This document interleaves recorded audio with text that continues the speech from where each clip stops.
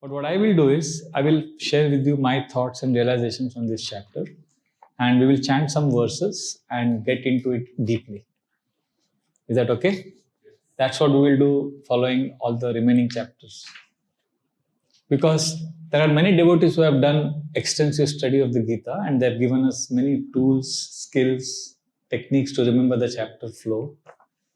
But there are two ways of studying the Gita. One is in terms of knowledge, understanding, and the second, where I focus upon, is the applicational aspect. Because for me, as a practitioner, spiritual life and Bhagavad Gita is something that can be practiced on a day-to-day life. Whereas for most teachers of the Gita in India, it is more of educational, which is also important. So I will share with you my thoughts on each chapter of the Gita. Today I will focus on the 8th chapter. Okay, so 8th chapter is called Attaining the Supreme. So in this 8th chapter, now Arjuna is a serious spiritual practitioner. His questions are also getting deeper. So now Krishna is going to tell him that what exactly is spiritual life. Spiritual life is not armchair speculation. Spiritual life is not about feel good. Many people think, oh, I go to this Babaji's satsang, I go to this temple, I feel good. It's so nice. That's not spirituality. Spirituality is hard work. So there are 3 types of spirituality. One is easy spirituality or feel good. Maja aa gaya. Oh, man shanti mila man ko. That is called easy spirituality. And there is effort-based spirituality, which is where ISKCON focuses upon. We have set of practices every day. We chant a fixed number of rounds and we do few things every day. That's like effort-based. And then there is experience, deep experiences.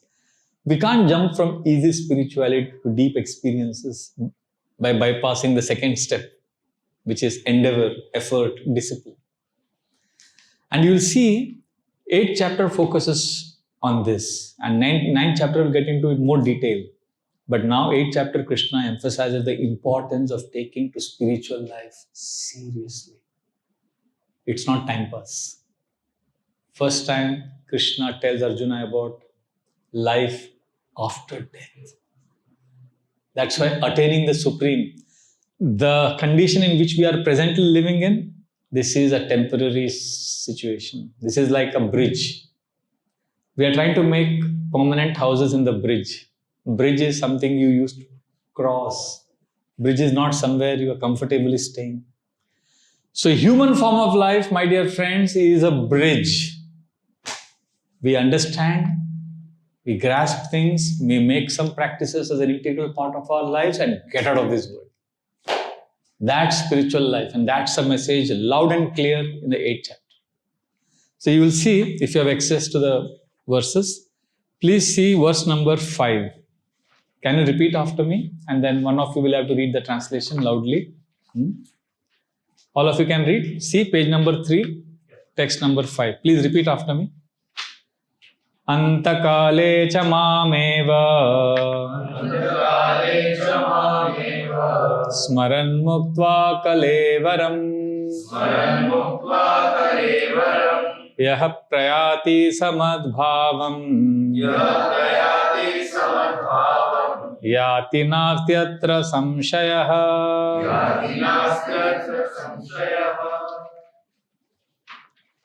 You would like to read the translation loudly? And whoever at the end of his life quits his body, remembering, me alone at once attains my teacher. One of this. There's no doubt. So Krishna is saying, at the end of our lives, if we remember Krishna, we attain a spiritual nature. So there are different spiritual paths. So what we practice in ISKCON is called Bhakti Yoga. So in Bhakti Yoga, yoga means to connect with the Lord. Bhakti Yoga means to connect with the Lord through bhakti, through devotional service. So whoever connects with the Lord through devotional service and practices remembering Krishna throughout his life, then at the time of death, we will spontaneously remember Krishna. So if we die remembering Krishna, then Krishna is assuring that you will attain a spiritual nature.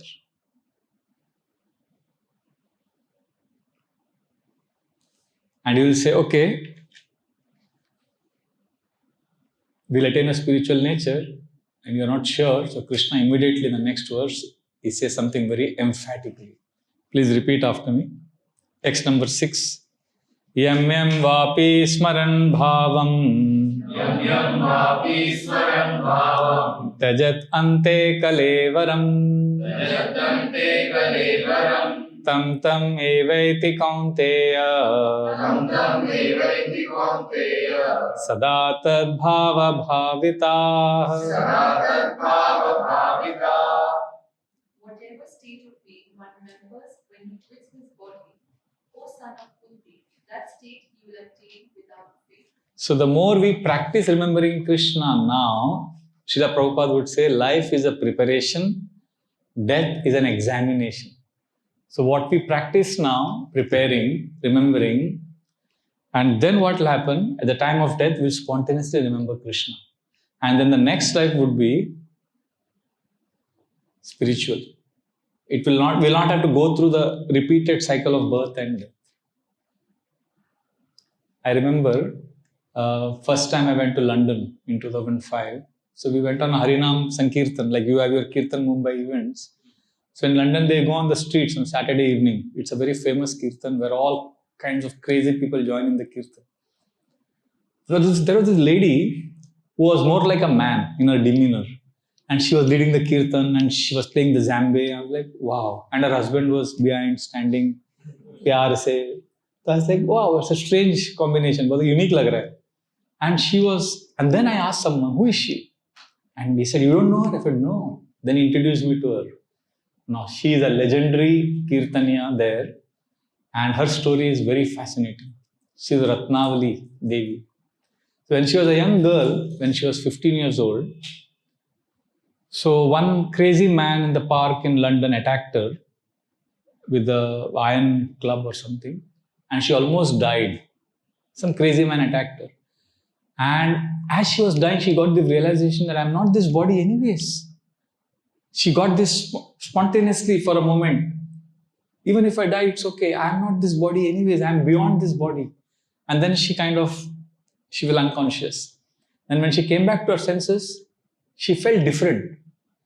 And then she went home and she was surprised to see an old edition of the Bhagavad Gita, ISKCON's Bhagavad Gita. And she saw Srila Prabhupada's photograph behind. And she kept looking at it and tears came in her eyes and she felt as if this elderly gentleman is telling her, what are you doing with your life? Practice bhakti. Chant Hare Krishna. She felt as if her grandfather is appealing to her. So she just kept the book aside and then 2 days later she found herself in the Radha Krishna temple in Soho Street in London. She didn't know how she ended up there. She made friends with devotees and they told her about chanting Hare Krishna. And she was like, as if she took to Krishna consciousness like a fish takes to water. Very comfortable. She was surprised why she is finding everything so familiar. How can I find it so normal?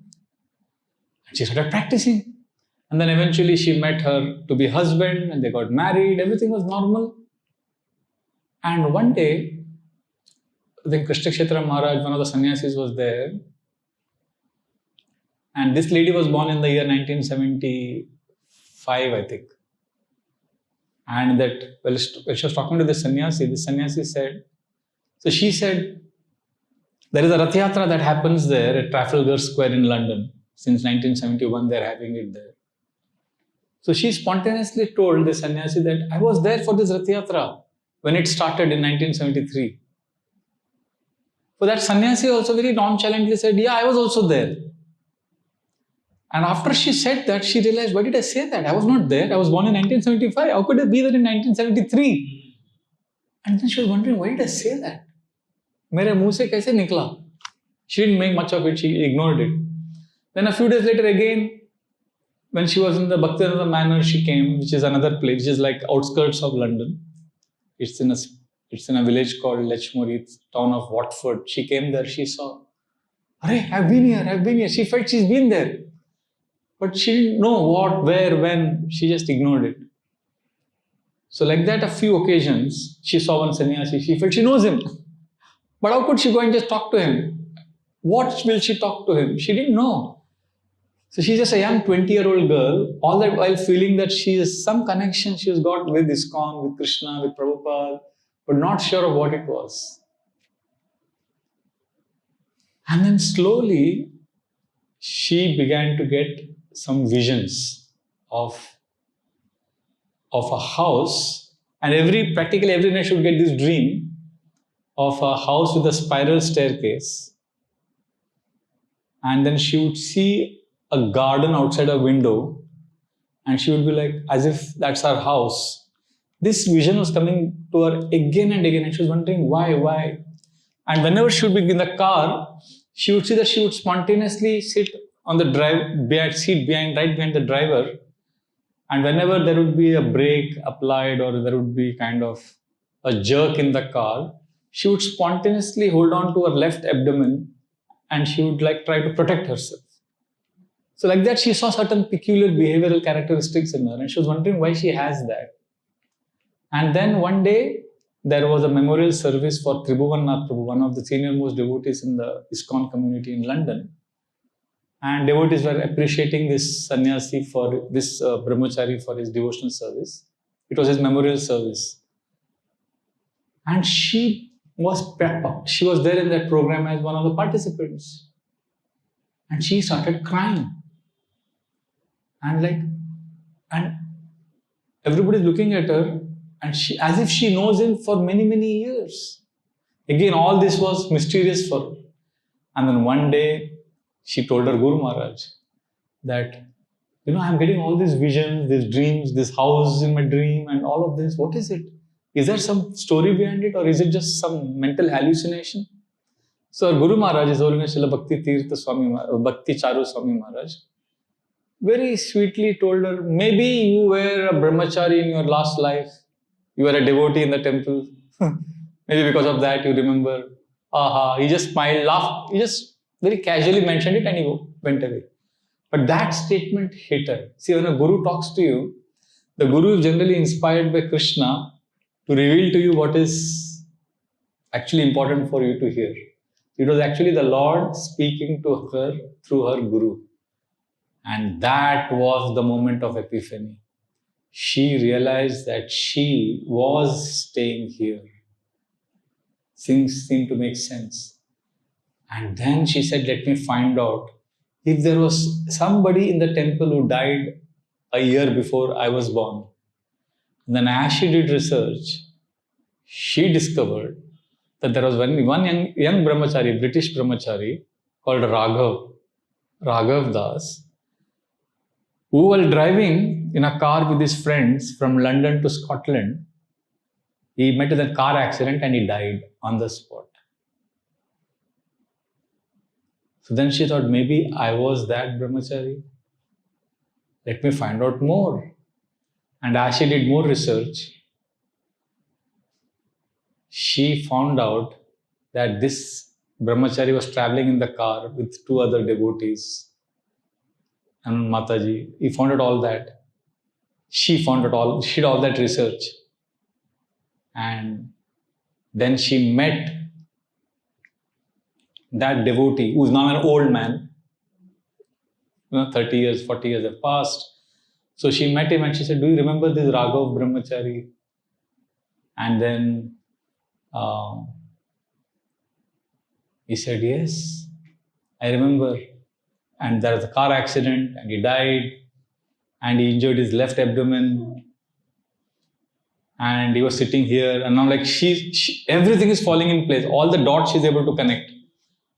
Oh, she's going through the same. And then she said, I want to know more about this Raghav. So she did more research. She found out he was born to British parents. He was a British boy. She said, I want to go to his house from the past life. And she went to his house. That house was now purchased by someone else. But then she requested the owner of the house that let me see this house. And when she entered, she saw. Then everything was clear to her. Why?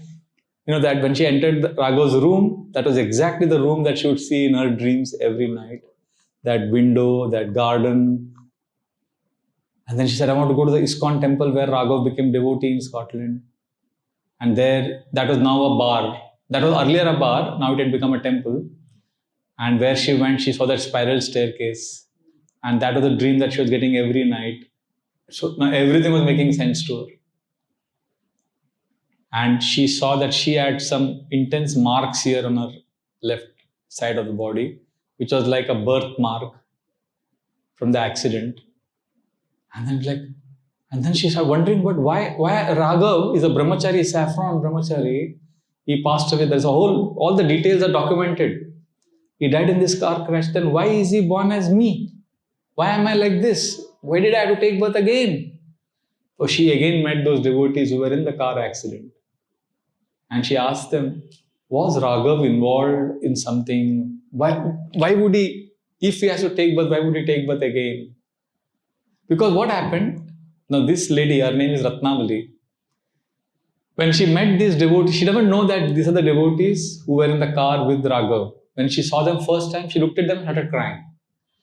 It was as if a reunion. She has no idea why she is just going emotional. But they were the ones with whom she had a past life connection. And then when she asked them, they said yes. That Prabhuji said yes. Raghav was madly in love with one girl. He wanted to marry her. And she was a Gujarati girl from London. And he was a British boy. And while driving to Scotland, he was remembering her. So when he met that accident, he died remembering her. And what does Krishna say in this 6th verse?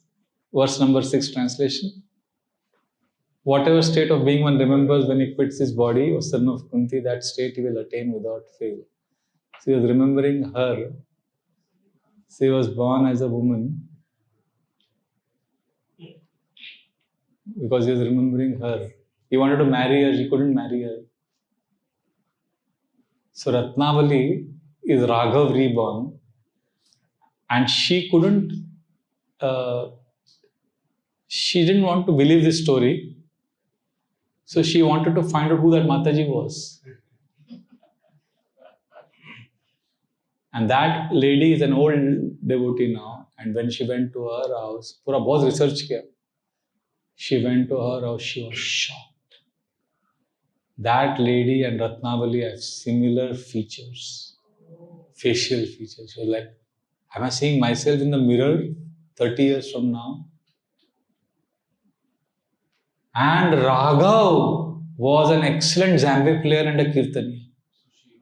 She is naturally inclined to playing Zambe. So last life का वो carry forward है. Kirtan. Some devotees, you give them harmonium. They don't have to learn. They don't have to practice. Some of the things, like one brahmachari, he joined the ashram. He joined like 25 years after I joined. He chants verses of the Gita like this. It's as if he knows it. Like, how does he know it? So, life is a continuum. It's not, it didn't start 30 years ago and it's not going to end 20 years from now. Like one of my very dearest friends, closest friends in ISKCON is Ananta Gopal Prabhu. He's a brahmachari, saffron. He's head pujari. He's like always serving the deities. And he's from London. He's from Croatia. He's a Croatian European. And his parents came to meet him recently. He's been a brahmachari for 15, 20 years now. So I said, your parents are not shocked to see you like this in saffron? He says, no, for them nothing has changed except the color of my cloth. I said, what do you mean? He said, since I was a small boy, now remember this is in Croatia. We're talking about 1987, 1990. He says, when I was a young boy, I would for no reason insist on going to India. And my parents would say, why India? Why not Slovenia, Italy? Why not France? Why of all places India? And he would tell his parents, I don't know. I want to go to India. I want to meet the saints there. And they're like, what? India of all places and saints? India is a bigger country. That's what his parents would tell him. He says, no, India is the land of saints. Then what he would do, because they're from a traditional Orthodox Christian family, he would, as a substitute, because he couldn't go to India, he would go to all the holy Christian places in Europe. There are a lot of places of many Christian saints. He would go there and he also didn't know why he was doing that. He would carry small boxes small dabbas. And from those holy places where these Christian saints grew up in their villages, he would take the dust from their village and put it in the dabba. Like we go to Vrindavan and we carry dust of Vrindavan, Vrajadhul. He would carry, and he would be like, why am I doing this? And he would go to some of these places where these Christian saints grew up and there would be a pond or a lake there. He would carry the lake water in the dabba and keep it. So we had bags filled with labels and boxes with different holy places, dust, water, and he would collect all of that. And then at home, when they would have food, they would always chant prayers, grace before food, and he would close his eyes, he would remember India and tell his parents, I want to go to India. And the first time, so now this is all happening in his life, he has no idea why he wants to go to India. His parents are intrigued. Nobody is giving it a serious thought. And one day when he was going in streets in Croatia, he sees Hare Krishna devotees doing kirtan. He walks up to them. As if he's part of this, he joins in the kirtan as if he knows the mantra. And the one brahmachari gives him books. He says, no, I don't want all these small books. Give me your main book. I'm sure you have some big books. He doesn't know what it is. He knows they have Bhagavad Gita and they have something like Bhagavatam. I want those big things, the real thing. Not the small chindi pindi books. give me the real thing. So then they tell him, oh, you want the real thing? Okay, come to our temple. And he goes to the temple as if he's already been there. And then he takes Bhagavatam, Bhagavad Gita. He couldn't understand much, but he understood that he has to go to India. So he tells his family, I'm going to India. Okay, if not India, send me to England, London, because they have the main center in Europe. Main ISKCON center is in London. And he comes to London. He comes to the temple. He sees Shaligram Shilas. And when he sees the Shaligram Shilas, he starts crying. And the first thing he says is, I want to worship them whole life. You don't know why he's saying that. Shaligram is, you've seen Shaligram Shilas in India, everybody worships.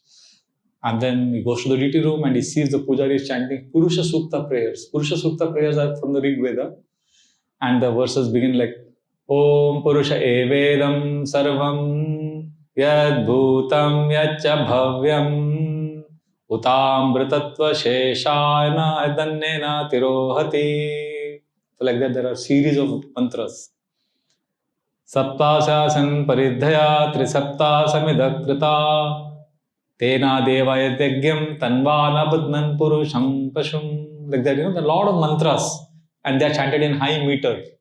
So Anand Gopal, as a young Croatian boy, goes to the pujari room, sees the Shaligram being worshipped and Purusha Sukta mantras being chanted. He's like, I know these mantras. Just give me some time to familiarize myself. I think I know this. And next day he's memorized them. Next day he knows the mantras. Just hearing it twice or thrice. See, I have seen that. I memorize verses and I forget them. But after 2 years, when I go back to those verses, it takes me much lesser time to memorize.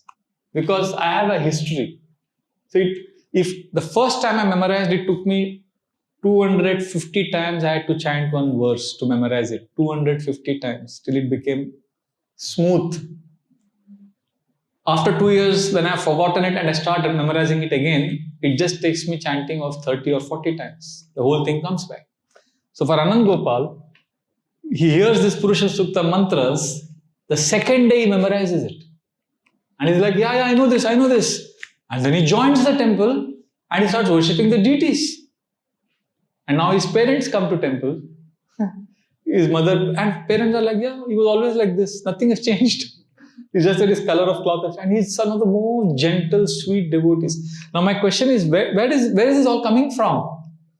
He is a Croatian boy. We are all connected. We are all on a journey. This is just 2 examples. I've got 1,000 examples. The example I've written in my book, The Journey of Self-Discovery, is Deep Kapadia from Borivali. So Deep is a Gujarati boy. At the age of 1.5 years old, he starts blabbering, stuttering in Marwadi language. And his parents are like, "You're Gujarati, Kapadia, why is he speaking Marwadi?" And he says, "What is this house? Borivali mein 1979 ka baat hai." He says, "Kya chota sa ghar? Mera bathroom isse bada hai." They're like, "What?" Yeah, I'm living in a palace. They're like, "Palace?" He starts speaking about Udaipur. And they're like, "Udaipur, palace." And then the news spreads. And then Chitralekha, the magazine, Gujarati magazine, they come to know that there is some spooky reincarnation kind of story. And I don't know if you've heard of Dr. Ian Stevenson. He is the one who has proved that reincarnation is a scientific.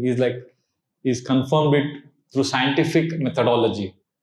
So, Dr. Ian Stevenson's student is Dr. Satwan Pasricha, who was the chairman of National Institute of Mental Health and Neurosciences, Bangalore. So, Satwan Pasricha, Dr. Ian Stevenson's team rushes to Mumbai because they think this is another case, because he has studied 5,000 real life case studies of reincarnation of children, because he believes that children cannot make up stories. So then 5,000 confirmed reincarnation stories of children all over the world, and thus reincarnation is a proved fact. So one of his case studies, one of those 5,000 case studies is Deep Kapadia. So his team comes to Mumbai, Chitralekha team comes to Mumbai, because they approach, these parents are like worried, why this child is talking Marwadi and why is he talking about going to Udaipur, and he talks about his children and family. So then Chitralekha thinks, magazine people think, yeah, hamare paas acha story aa gaya. So his parents say, no, please don't, we don't want to come under public scrutiny and all of this. So then they make a plan. The family doctor, Dr. Kenny of Kapadia family, they say, let's make a plan. Let's say we're all going to Nathdwara. Now the child is 3.5 years old now. Because whole last 3.5 years is only talking about going to Udaipur. So they all make a plan. We'll tell the child we're going to Nathdwara, and at Udaipur, let us see the reaction of the child, because we have to go through Udaipur to go to Nathdwara. So when they come to Udaipur, the 4-year-old child spontaneously gets off the bus saying, "Arey, ye to mera shehar hai." He gets down and he recognizes this is Fateh Memorial, this is this museum. He knows the whole city of Udaipur like this. Sab janta hai. Then he says, take me to the city palace. You know the city palace. And then he says, where is my house? And he insists that he knows his house, and he takes his present Kapadia family to his house. And there when they enter, he sees his son, who is now a grown-up man, 35-year-old man. This is a 4-year-old child saying that this is my son. And they're like, what? And that family starts thinking this is again some weird people trying to get into our property. They want to stake claim on our property, so they're coming like this. So they say, nahi, aisa kuch nahi, kya bol rahe? So then Deep is claiming that this man is my son. So that man's friend tells him, just look at him. There is some similarity, don't you? It's not simply because the family is cultured, Kapadia. They know that ye koi aise time pass ke liye Bombay se aake sab nahi karega. So then they say, okay, let us do some test. So then this boy, 4-year-old boy, insists. So now he meets his wife, who is like his mother, previous life wife. And he shares some things which only both of them knew. And she's shocked. She said, nobody except my husband knew this. How does this child know? He said, because I'm your husband. And then she's like, what? Because abhi incident se kisi ko bataya nahi usne. And then they go to the palace. It's a very strange sight. A 35-year-old son is carrying a 4-year-old father in his arms, and they go to the museum. They go to the palace, Udaipur city palace. And there, young Deep starts showing everyone a secret entrance to the palace through a portrait. He says, behind this portrait is a secret exit.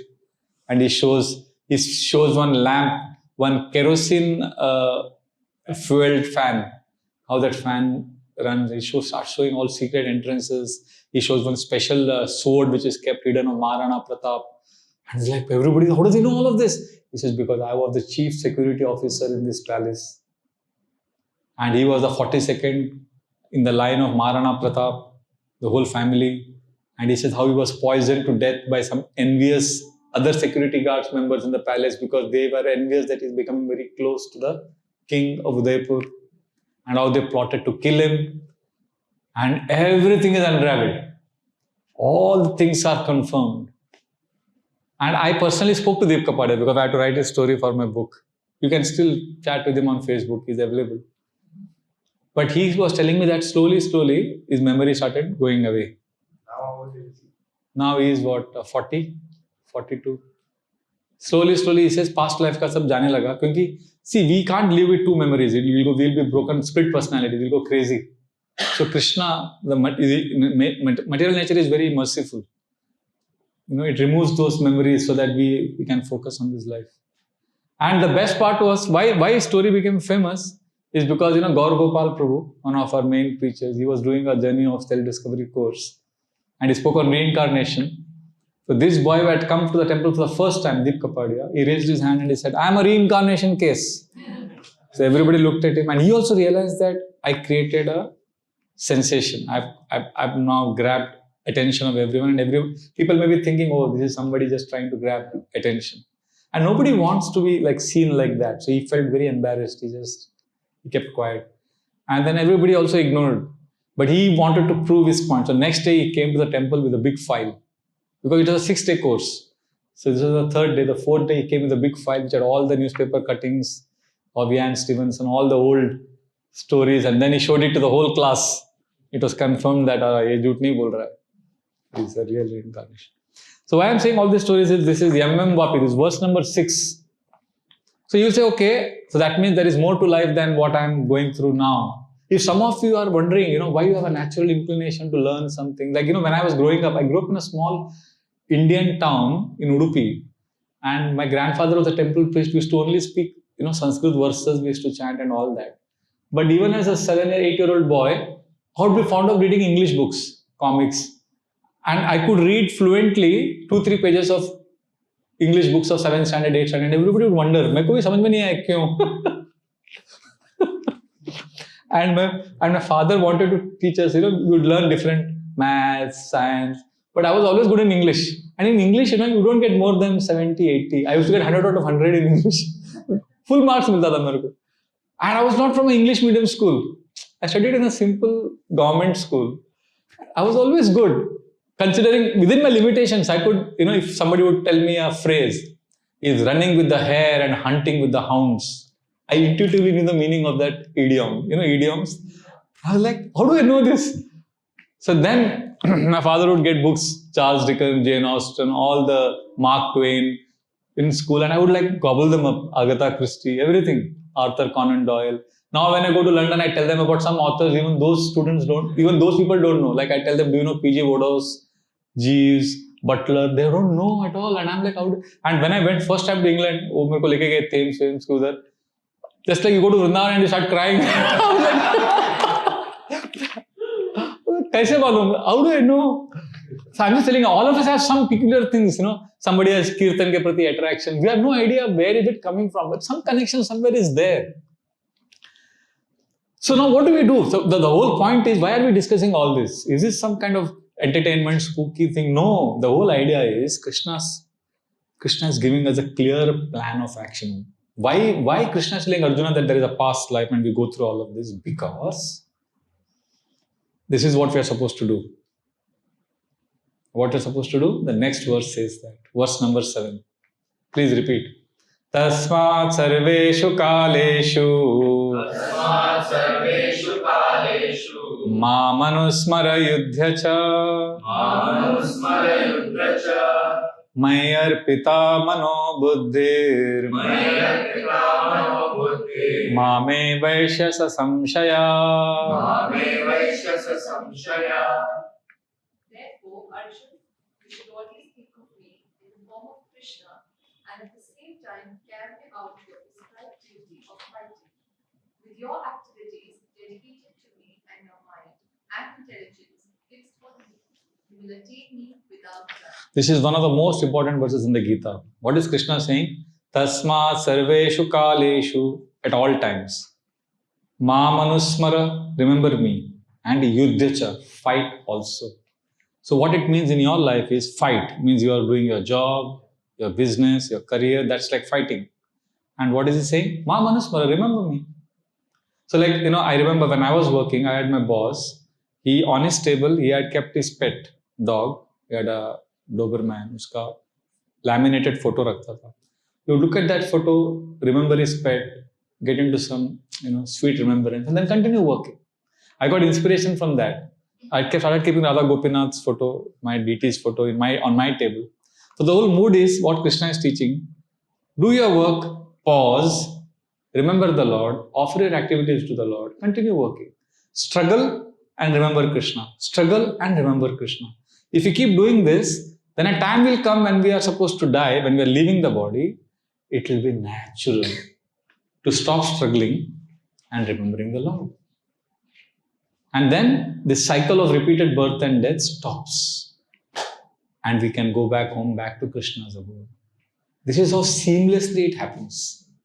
It's not contrived, it's not artificial. And the classic example is one of my very dear friends, just last week, they had a near-death experience. Now, this is a family that is practicing Hare Krishna. They are coming to ISKCON programs like this for the last 8 years. And they were traveling from Amsterdam to Mumbai, KLM Airlines. This was in the news. Now the engines, the engines, I think, kuch to ho gaya. Something happened. The engine got damaged mid-air. And they had to discharge all the fuel, extra fuel and all that. Then they had to come emergency landing. They had a close shave. All the 400 passengers, all of them almost died. It was like close shave. So for 25 minutes, now the pilot announced that engines have gone. Now we are going to make emergency landing. We are removing the fuel and so he basically made it very clear to them that kuch bhi ho sakta hai. He didn't want to keep them in illusion because they would be wondering, upar hi kyun ghum raha hai, kya chal raha hai? So then people were panicking, screaming in the airline. Some were crying. Now these three, husband, wife and son, they have been coming to Krishna consciousness for the last 8-9 years. They also cried, naturally. They are human beings. But after a few minutes, they realized, wait, this is not what we have learned. They held each other's hands. And for the next 25 minutes, they only kept expressing gratitude to their family constantly. They went on Vrindavan Parikrama. They were remembering Krishna. And when the plane landed, there were all fire brigades everywhere. It was like intense, but they were completely ready to face death. And then, of course, they were all safe, and then they can now come back to Mumbai safely. The whole thing is over. And they were saying how last 5 minutes was the most memorable time of their life. They can't believe that they were like ordinary devotees. They're not like not initiated, and they're not like, but they're sincere. But by hearing about death, see, we hear these kind of things always in the classes. In ISKCON, there are two subject matters in the Bhagavatam which is openly discussed: sex life and death. These are two topics we don't talk about in the outside world. We never talk about our sex life, we don't talk about our death. But Bhagavatam, Krishna consciousness doesn't hide. It's out in the open. So they have heard so much about death. So when death was actually staring at them face, when the sword of death was hanging above their head, they were ready for it. Yes, I'm ready. We are ready. And so that Mataji, they met me last week. They had come to temple. They were saying, Prabhu, we are so grateful to Krishna that we are so ordinary, and others in the plane were like, who are you guys? How could you be so equipoised, so peaceful? They were inspiring the others in the plane to face death. And Krishna gave them the intelligence not to call up their family, otherwise they would also panic. They said, let us prepare ourselves. They were not bothered about their savings, their money, nothing, just gratitude, and remembering Krishna, and ready to die, ready to leave this body. So that's what Krishna is saying. You practice, you struggle, you fight, and you remember me. What happens? This is called as practice or abhyasa. This is verse number 8. Krishna explains this more. Please repeat after me. Abhyasa yoga yuktena cetasa nanyagamina paramam purusham divyam yati parthanu chintayan. He who meditates on me as the Supreme Personality of Godhead, his mind constantly engaged in remembering me, undeviated from the path, he, O Partha, is sure to reach me. Yes. So we are to practice meditating on Krishna. So in our tradition, we remember Krishna. We hear about Krishna's pastimes from the Bhagavatam 10th canto. We read the Bhagavad Gita, and the different meditations are given in this chapter. Like verse number 9 also we can take. We can repeat after. This is one of the ways of meditating on Krishna. Kavim Puranam Anushasitaram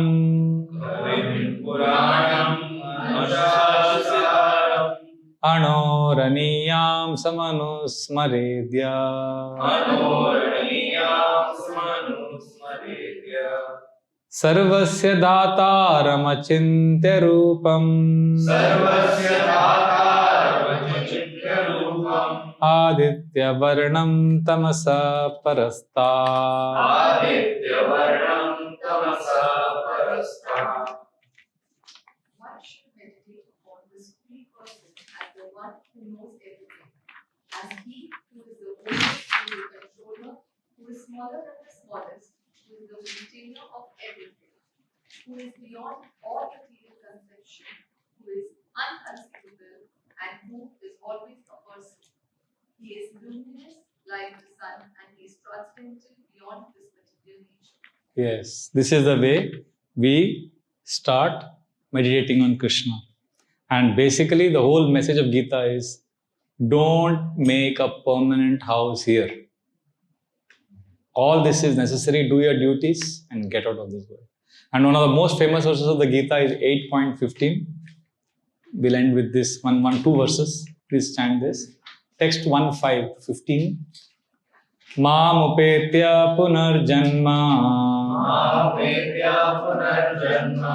Dukkhalayam ashashvatam Dukhalayam Ashashvatam. Napnuvanti mahatmana Napuvanti Mahatmana. Samsiddhim paramam gata. Samsiddhim Paramam Gata. After attaining these, the great souls who are yogis in devotion never return to this temporary world, which is full of misery, because they have attained the highest perfection. So what does Krishna call this world as? Mam upetya punarjanma. This is the world of punarjanma. We are going through repeated birth and death. And dukkhalayam ashashvatam. See, punarjanma means again birth and death. Now, one of the classic ways is, see, when we grow up, when we are born, we intuitively know the basic primal things related to the body. Eating, sleeping, sex life, all these attractions are natural. Where is it coming from? There is some journey which has happened. Mamupetya punarjanma. And it is not worth it, Krishna says, because dukkhalayam. Dukkhalayam. Krishna has stamped this world as dukkhalaya. Alaya means, now we say pustakalaya. Alaya means an abode. Abode is alaya, place. And dukkha means this is the place of dukkha. Like when we say pustakalaya, if you go to pustakalaya, what do you get there? Books. If you go to bhojanalaya, what do you get? Food. You go to madiralaya. Beer. Kingsfisher. Madiralaya, pustakalaya. Or kya? Bhojanalaya. So when you go to bhojanalaya, you ask for, okay, give me one pizza. You don't say, okay, give me latest book on electrical engineering by Tereja. Or bolega jo, go to pustakalaya. You don't go to pustakalaya and say, okay, give me one masala dosa. You'll say, you come to the wrong place. पुस्तकालय में पुस्तक मिलेगा, भोजनालय में भोजन मिलेगा, तो दुखालय में क्या मिलेगा? I want to be happy. No, this is दुखालय. आप भगवत धाम जाओ, सुखालय, वैकुंठ जाओ. Kuntha means misery. Vaikuntha means place of no misery. Go to spiritual abode. Here you will get dukkha. This is stamped. Ashashvatam. This is temporary. Nothing is permanent here. Everything is getting finished. So you are foolish if you are trying to look for permanent things here in this temporary world. So Krishna is saying, Mam upetya punarjanma dukkhalayam ashashvatam. So don't try to make this some siddhim. Come get something highest. Seek something. Now you will say, okay, how do I get there? Okay, how do I seek something permanent if everything is temporary here? Okay, within this temporary world, take a deep breath, pause, you will realize that everything is temporary, but something remains. Something remains. Something is always existing within this temporary world. And that in the Vedas is called Brahman. There's a word called Brahman. Brahman means something which is truth, which is always existing. So as we are grappling with life in this world, as our bodies are getting older, as we are dying, as we are getting diseased, when we chant, when we meditate, we connect to something that doesn't perish. That is Brahman. When we connect to that, then we prepare ourselves. That becomes a launching pad to get out of this world. I'll give a specific example. See, this is all part of what is called as physical reality. What is physical reality? Any reality that has a beginning and an end. Like this is physical reality because this is the beginning. One time this didn't exist and one day this will not exist. This body is physical reality. 52 years ago, this body was not existing, and after some time this won't exist. Physical reality is that reality which you can perceive with your senses and also which has a beginning and an end. Phone, table, even the Himalayan mountains, rivers, oceans, they're all physical reality. But the Vedic scriptures tell us that there is something called as metaphysical reality. Physical reality is that which has a beginning and an end. Metaphysical reality is that which has no beginning and no end, which is always existing. I know this sounds abstract, but if you pause, if you relax, you will get a feel of it. And especially when you chant Hare Krishna Japa, we chant every day. If you listen to the sound and if you chant, you will enter that space of metaphysical space, where there is no beginning and no end. And the more you spend time in that space, the more you transcend birth and death, the more you become ready to get out. See, this is explained in text number 20. Please go to text number 20.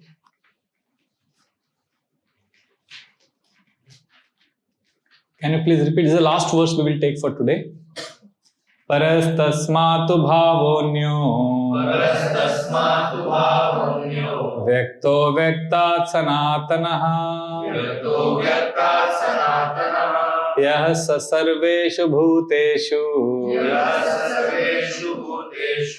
Nashyatsu na vinashyati. Yet there is another unmanifest nature which is eternal and is transcendent to this manifested and unmanifested matter. It is supreme and is never annihilated. When all in this world is annihilated, that part remains as it is. Something remains when everything is destroyed. Okay, anybody here has experienced when you go to a forest or a mountain area or an ocean side or a traditional place, you start feeling very peaceful. Have you ever wondered why you feel that peace? Because you are not in that noise which is always there. You are surrounded. There is something more. You know why you feel peace when you go to an ancient forest or a mountain? Because, like there is a banyan tree here, hanging garden, that caretaker tells me it is 500 years old. So when I sit under that tree and do meditation, I feel very peaceful because something within me has also been around for 500 plus years. They are meeting. It's like, something within me has also not died. It's been there for 500 years. And then it's like meeting the banyan tree saying, hey, dost, kaisa hai? Arey, main bhi hoon. So when you go to some ancient place, traditional, historic, iconic places, we feel because we also don't die. This body just keeps dissolving, recreating.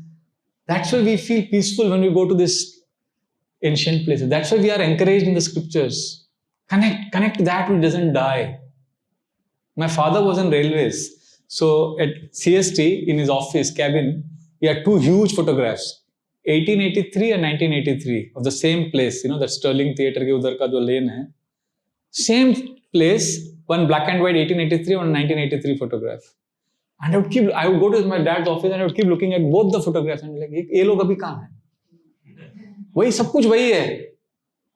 Sab kuch badal gaya, but something is not changed. So when I was a young boy, I grew up at Cuff Parade. So I and my friends would go, I would insist with my friends that we should go for, ऐसे खाने के लिए घूमने के लिए जाते थे. I would tell them we go to Pancham Puri Wala. So at CST, just near the city, there is a Pancham Puri Wala, and they would get irritated with me. उधर ही क्यों जाने का जिद करता है? Because I knew the history of that place. So Pancham Puri Wala, for those of you who don't know, now I'm not recommending or canvassing you to go there. You can please come to our Govindas. But I'm just telling you a story. So I was not a devotee that time. And I was attracted to Pancham Puriwala because now I didn't know that I'm like looking for spiritual life. I'm just telling you from my own, wherever I am in whatever space. I knew the story that Pancham Puriwala was started by one man called Pancham Dubey or Pandey, who came from Agra in a bullock cart in the year 1840. And he came and put on thela outside. Now where we have the CST railway station, there was a huge lake there. And outside that lake was Pancham Puriwala's thela, where we have the restaurant now. And he would sell Pancham, his name was Pancham. So 5 puris and 1 aloo ka gila sabzi, or suka sabzi, and 1 gila sabzi with aloo and matar and all that. So the same recipe, the same formula, abhi 8th generation is managing that restaurant. So same 5 puri, वो 4 आना में बिकता था, अभी 40 रुपए में. Everything is same. So that time, his thela became very popular because every Sunday, large crowd would gather outside that lake where we have the CST station now. Because that time, like now people go to Wankhede Stadium to watch IPL match. That is the entertainment. During those days, the entertainment was every Sunday people would gather outside that lake and criminals would be publicly executed. That was entertainment. They would come morning को, अरे आज किसको फांसी मिलने वाला है, किसको गोली तोड़ाना है, अभी खाने नहीं देखने का उसको मार दिया, अरे मजा आ गया, अभी भूख लगी, we कहा रे पंचम पुरी वाला, and then they would go and eat there. So that's how he became very famous. So I would tell my friends, let's go there, and they would say, क्या है इधर? अरे यार इधर ये सब हुआ है, इधर 150 साल का हिस्ट्री है, वही पूरी वही है. सब कुछ वही है, but इसको सब कुछ बदल गया. They're like, so what? And even I didn't know, I couldn't explain it in the proper words, but now I know 8.20 says this. Paras tasmatu bhavanyo vekto vektas sarveshu bhuseshu nasyasuna vinashyati.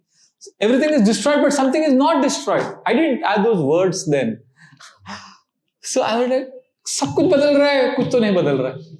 They're like, what is it? I said, no, let's go there.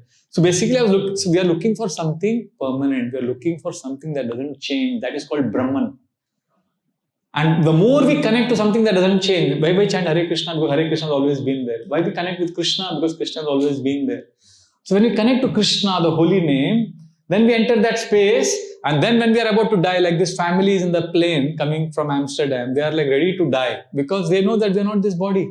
Because of the training, because of hearing, because of chanting, they have inadvertently led themselves to a space of transcending birth and death.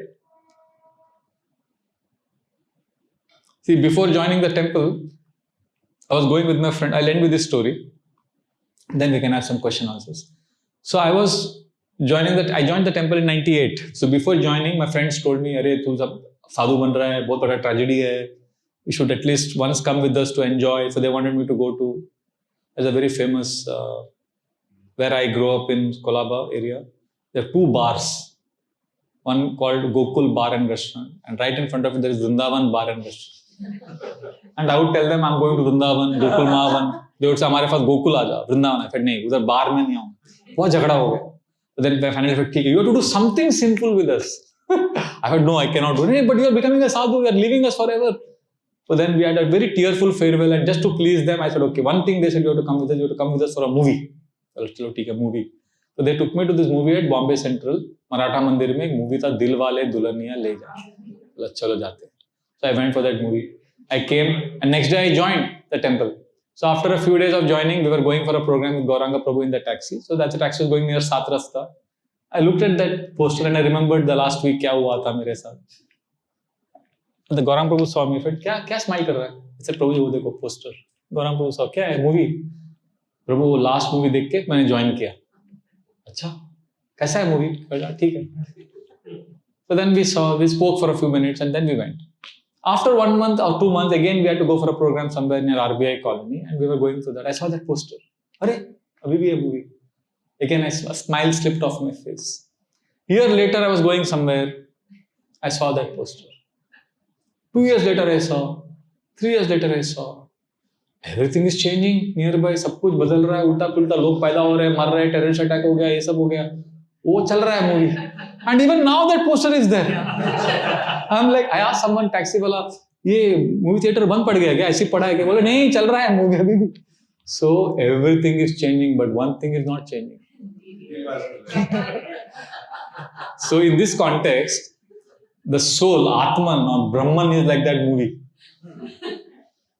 And everything else, body becoming old, our near and dear ones dying, marriage, death, tragedy, that all will come and go. सब कुछ बदलेगा, but something will not change. That, the more we connect to that relationship with Krishna, then this Janma Mrityu Chakkar, then we will attain the supreme that Krishna is talking about in the 8th chapter. For Krishna's appeal in the 8th chapter is, come on, finish your business in this world, do what needs to be done, fight your battles, but remember me, so that when the time comes to die, leave, you are ready.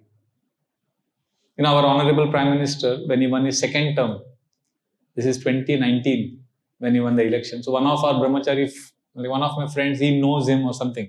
So he messaged him saying congratulations and all that. And then the Prime Minister replied to him saying, I didn't expect you to congratulate me. I expect you to bless me. Like that, they had some interaction. So when my friend told him that you are doing so much service and all that. So you know what? The Prime Minister now, because of his education in the Vedic scriptures, he said, what I'm doing is temporary. I have to give it up eventually. So my friend was a little taken aback because, see, for him to say that is a big thing. Generally, power politics kaisa rehta hai? We are attached. We want to hold on to it. No, whether it is a political gimmick, that's for the history to judge. But I'm just saying, if we take his words literally, here is a person, he says, I'm peaceful, I get sleep. मैं रात को bed पे सोता हूँ, तुरंत नींद लगता है.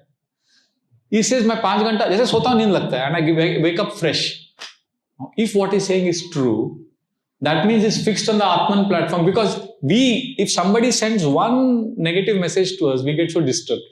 Here is everybody is always criticizing him. To live a peaceful life amidst all of this means he's focused on something higher than the temporary nashatsuna vinashyati.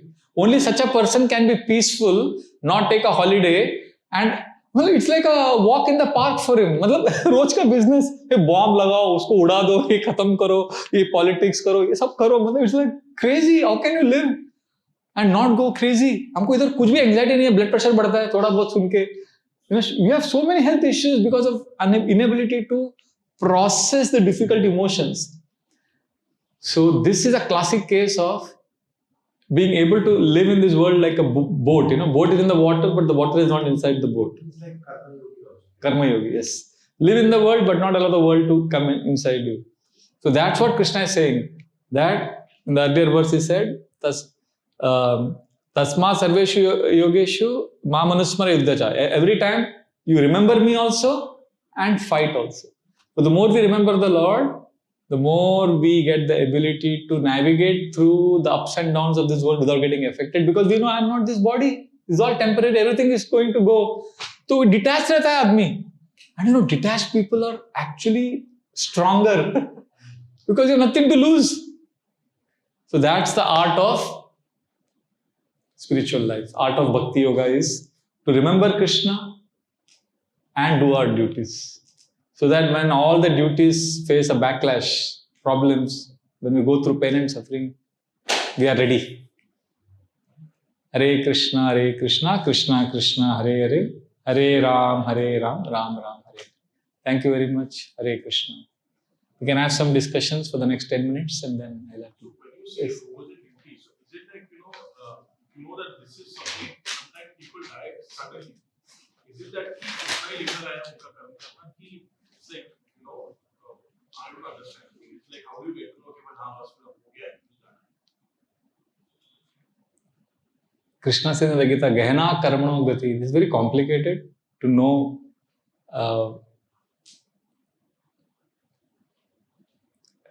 what exactly is my duty. But see, we're not talking about Akala Mrityu. Akala Mrityu is untimely death. Untimely death का एक अलग ही पूरा science है वो, karma and all that. We're not getting into that. But generally, we lead a normal life. We get older, we understand, we have our responsibilities. Just like sunrise and sunset is natural, there is grace, there is rhythm. उसी प्रकार as we get older, we come to know, ठीक है यार, हो गया. Now I should stop my social life. I should spend more time going inward. It's a progressive, natural way it happens. Just like how do you get old? You come to know, "Arey, booda ho raha hu. Acha, I'm getting wrinkles, bals, jad rahe." It's slow. You feel it. You understand. Abhi dheere dheere chhod do. I know some elderly devotees who are now 75, 80. They stop going for weddings and social gatherings. They're more inward, chanting. So they're preparing for it's their sunset years of their life. So that's how it is, natural, organic. Yeah, so that's how we make a transition to the next part. And regarding untimely death, accidents, that's a whole subject matter of गहना कर्मणोगति. Krishna is very complicated. Exactly क्यों होता है, कैसे होता है, हर चीज का एनालाइज करते बैठेंगे तो पागल हो जाएंगे. Then we will be God if you know everything. See, the whole idea is we need to come to a stage of acceptance of our tiny insignificance in this giant cosmos. The moment we are able to accept my tiny insignificance, we start experiencing what is called as nectar of insignificance. Generally, we think in this world to be happy, you have to be somebody prominent. But spiritual life will train you in such a way that you will experience great joy in being insignificant. I am nobody और उसमें मजा है. ये बाहर के दुनिया में किसी को समझ में नहीं आएगा. What is this? To be nobody and still feel loved. We generally think to feel loved, you have to be somebody important. But all these incidents in the nature, universe are created to realize that I'm insignificant, I'm nobody, and I will dissolve. निकल जाऊंगा मैं. ये body सब निकल जाएगा. I'll come to you. I'll just take his question and then come to you. Yes. So he said that last moment is important while you remember. Yes. So there are two things. One is we have lived our whole life consciously taking the name of God, and last moment we don't know whether we have a conscious mind or unconscious mind or how we exited the world. So why is that the moment very important and not the whole journey which we have gone? No, Krishna says the whole journey is important. But the last minute में it's an exam. Why साल के end में exam क्यों होता है? Because last minute also you have a choice. Sometimes people make a wrong choice. Like see, we choice to choose Krishna, just like birth. For example, when the child is born, इसको labor pain बोलते हैं, right? So to see light of this world, you have to go through a painful birth. The child has to go through, come out. Similarly, to see spiritual light in your life, you have to go through this pain of making those choices, of choosing eternity over illusion. So at the point of death, that final choice is there. It's like the exam where your whole life you have made right choices. But you are not conscious. You may not be conscious. Yeah, but yeah, if you're not conscious, then that also is given. उसका भी एक concession दिया है. But to set an example and inspire people to take up to spiritual life, there are many examples of spiritualists who have made this beautiful transition when they are dying of choosing Krishna to inspire us to take to spiritual life. But let's say because of the imbalance of air in the body, you are unable to make the right choice. So the scriptures give a very beautiful verse. You can repeat this verse after me. Yadi vatadi doshena mad bhakta mam na chasmaret aham smarami mad bhakta tepi yanti param gatim. Because of the imbalance of air, यदि वातादि दोषेना, वात के दोष के कारण, मद भक्ता माम न च स्मरेत, my devotee cannot remember me, Krishna says, aham smarami mad bhakta, I will remember him. Tepi yanti param gatim, and I will bring him back to me. This is the way Krishna is encouraging us to practice spiritual life. So we need to take this up seriously, knowing that end में fail will भी हो गया तो भगवान पास कर देंगे. Grace mark नहीं निकाल देंगे. One more stories of Ajamil, right? Yes. That story I think is Narayan नाम His ले. son was Narayan. He just took his name and Yeah. We got lucky.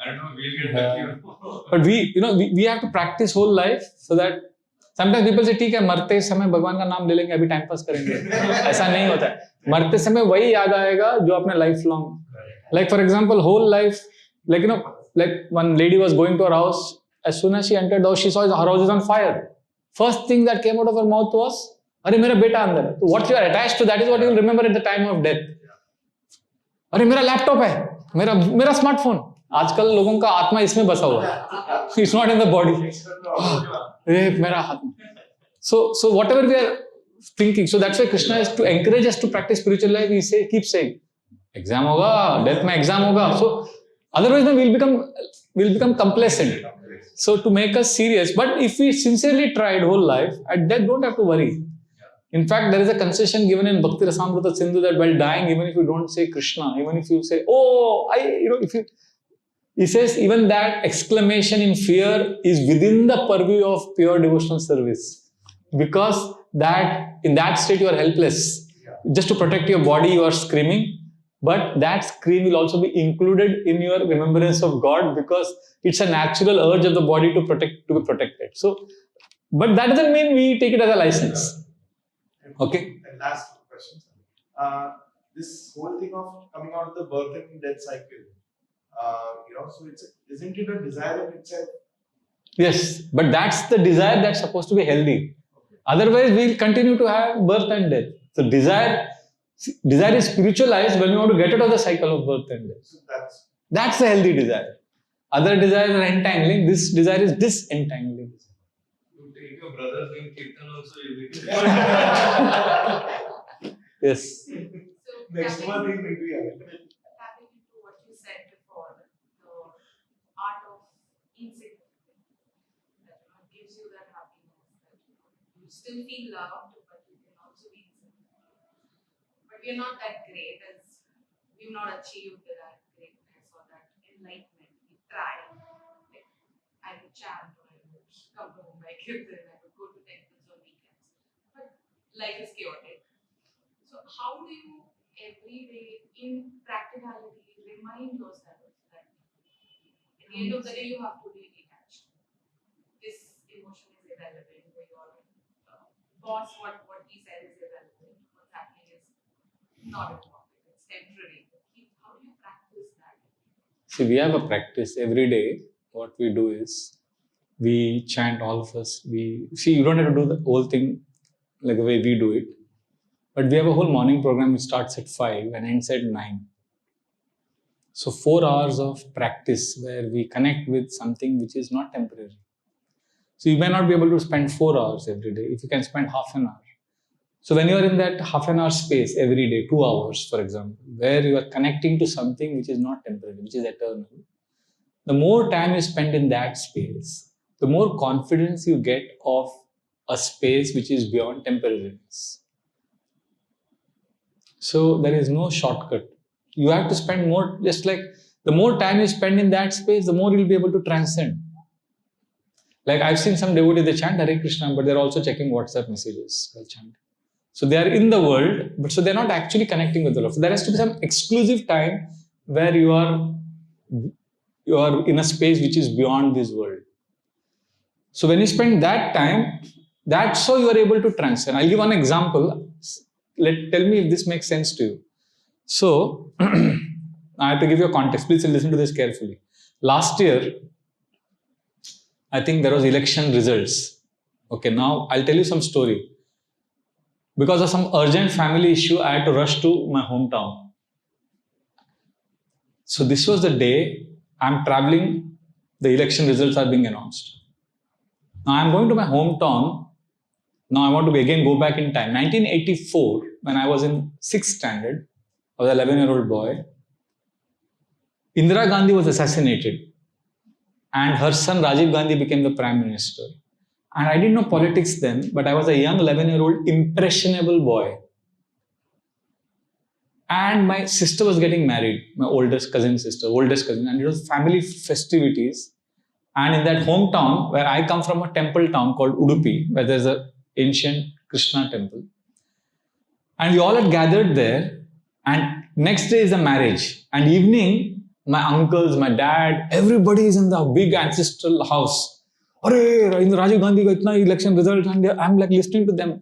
Somebody is criticizing Rajiv Gandhi, somebody is expressing hope, and all that is drama is happening.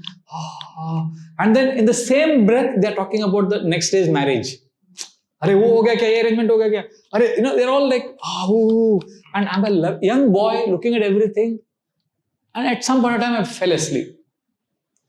And morning, 3 o'clock, I'm woken up because it's a marriage day. And then we have bath, and then we rush to the temple, the Udupi Krishna temple. And because we are from that temple town, Brahmins and all that, so we get entrance to the altar, the sacred inner sanctum. And there the sannyasi, Vishwapriya Tirtha Swamiji, one of the oldest sannyasis in the Udupi Sampradaya, he is giving Charanamrit, and he gave all of, and I'm a young boy, I'm just trying to stay awake.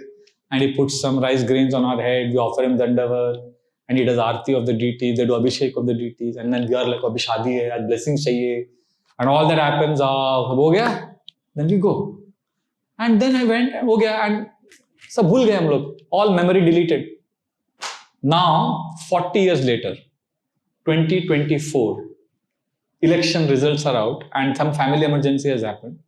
So I pack my bags and I leave temple, and I see on the news, अच्छा इतना lead कर रहा है NDA और UPA सब चल रहा है देख रहा है क्या चल रहा है and then I take a taxi go to the airport में सब जगह वही स्क्रीन पे चल रहा है everybody is discussing plane में they are talking I get on Mangalore railway airport and then I take a taxi and the taxi driver is talking about election results then I reach the hotel hotel में भी वही चल रहा है अच्छा this India has won and then I go off to sleep the next day morning is the main activity but I get up early because दिन भर काम है. But I have to let me take darshan at least because this is what I've been doing the last 25 years in the ashram. Every day morning, Mangala Arati and all that. So I rush to the temple, Udupi Krishna temple. At 5 o'clock, Abhishek dekh raha hu. And I'm shocked. Same Vishwapriya Tirtha Swamiji who is doing Abhishek. Vahi Charanam, vahi Panchamrit. And there's some family standing at the edge to receive grains from him. And suddenly my memory came back. क्योंकि election results वही हुआ था 40 साल पहले. And then I'm looking at this family, that kid there, somebody like me, and same Swamiji, Vishwapriya Tirtha Swamiji from Admar Mutt. 40 साल में क्या हो गया? सब कुछ बदल गया 40 से. The whole political landscape of India has gone through a major change in the last 40 years. Everything has changed. But Swamiji has not changed. He is doing the same thing. Same Panchagavya, the same tradition is being followed for the last 800 years. Same puja, external details have changed. Some other family is standing for blessings. Somebody else is getting married today. Everything has changed, but something has not changed. That's why this chanting, tradition, temples, traditions have a lot of power because of this. They catapult us to a space of timelessness. So therefore, if you spend every day some time, because I spent every day some time in that space, I could, and then what happened, I'll tell you what happened that day. As I saw Swamiji doing Abhishek, my body froze. Tears filled up my eyes and I'm like, I never experienced that kind. I don't know what that experience was. I felt as if, because I was going through some intense family issues. Abhishek knows about it. We were like dealing with it. I had to rush. And I'm standing there, I felt everything was worth it. ठीक है यार, अभी तो कुछ साल और, I will not be there. Even the Swamiji will not be there. But ये चलेगा, भगवान का सेवा चलता रहेगा. I'm like, it's okay, Krishna. It's okay. जो भी मेरे आप लाइफ में दे रहे हो, it's worth it because it's all going, gone. But this will not go. आपका और मेरा जो रिश्ता है, वो हमेशा रहेगा. Just that realization made me peaceful. I said, यार ठीक है यार, सब कुछ जा रहा है, जाने दो. ये स्वामी जी प्यार से सेवा कर रहे हैं. I was so peaceful that day and I had to deal with something really intense. Then I had to look for a lost family member. We had to go through all the hotels in Udupi and क्या drama हो गया. So I was peaceful the whole time. I was peaceful knowing that 40 साल बाद where I will be now. I'm 50 to 92. काम जिंदा रहूँगा, मर जाऊँगा, कौन सा योनि में रहूँगा. But कृष्ण का सेवा चलता रहेगा. कृष्णा बांसुरी बजाते रहेंगे. Life. So that's beauty. So what I'm trying to say, answer to your question is spend every day some time in that space which is eternal. Krishna, the holy names, chanting of japa, that is an eternal space. Be in that space every day then you will be able to spend more time in a day in that space. That's how we navigate. It's not some switch on, switch off formula or not some magic pill that you take. It's a process. Just like forgiveness is not, okay, I forgive you. Forgiveness is a process. Similarly, realizing detachment is not an event. It's a process. You have to become comfortable in your skin. कि ठीक है, बस मेरा life ऐसा है. This is the way it's going to be. Yeah, that's how it is. Is that okay? Very grateful to all of you for studying the Gita. Next time will be the 9th chapter of the Gita, which is the half of the Gita. 9th chapter is the most important because it is called most confidential knowledge.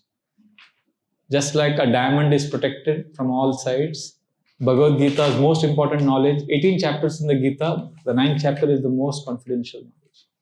So it's beautifully protected. So we'll dive into this in great detail next time. Hare Krishna. Thank you very much.